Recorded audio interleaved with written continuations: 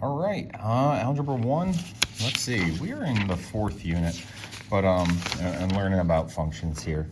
And I just wanted to go over a little bit of like what we did in class today. Remember, we're trying to combine multiple lessons into one day, and I kind of look at this as like combining lessons 4, 5, and 6, all in one day. These are pretty easy topics. How do you read these x inputs and y outputs? How do you get this value of 2? It's because you're looking at this is the function, and if the input is a -4, then the result on the function is a y value that has 2. And so really, here's the thing.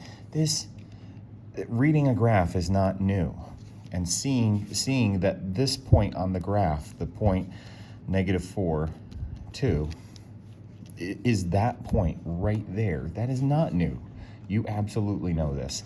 What's new is just this function notation and the idea that we take that this is the input, and so we put it into the function, and we're saying look at this function at -4 for an x value, and what would the y value be? And so we did that, and then we also looked at like these help us make comparisons. This last one is a good one.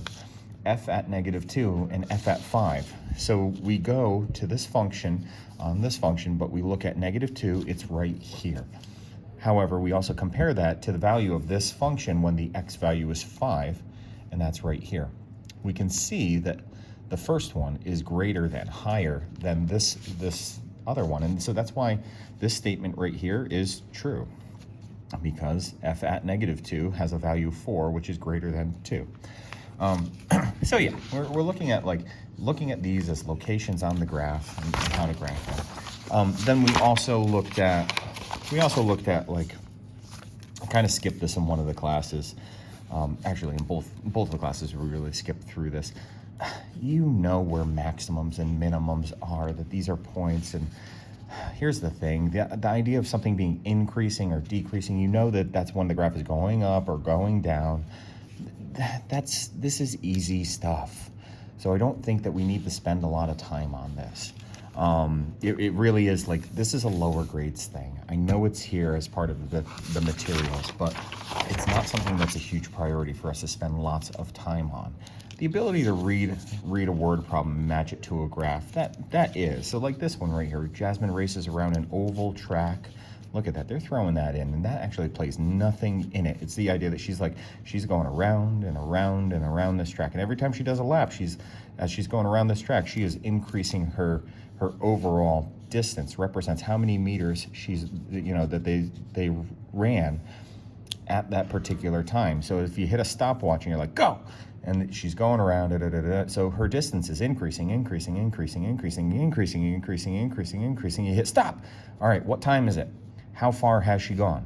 So when we look at that, we're looking at time, and she's just like running around the clock, around there.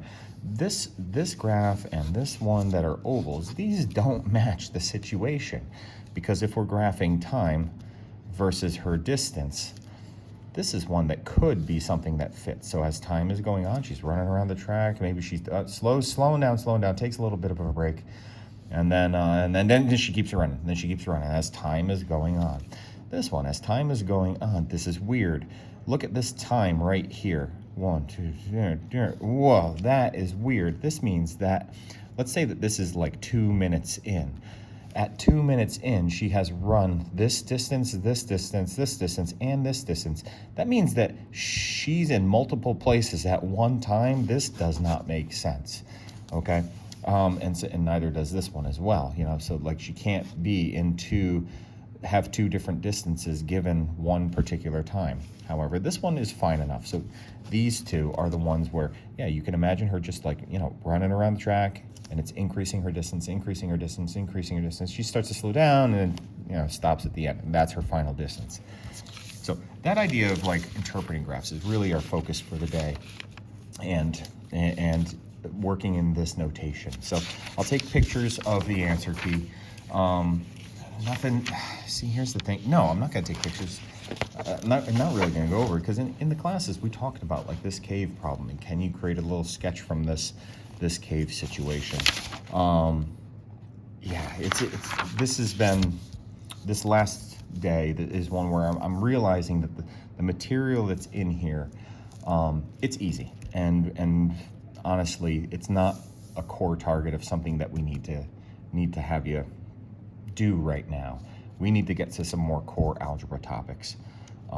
So yeah, like solving systems of equations and working our way towards quadratics and exponential graphs and stuff like that. This is pretty easy. That's it for today. Take care. Bye.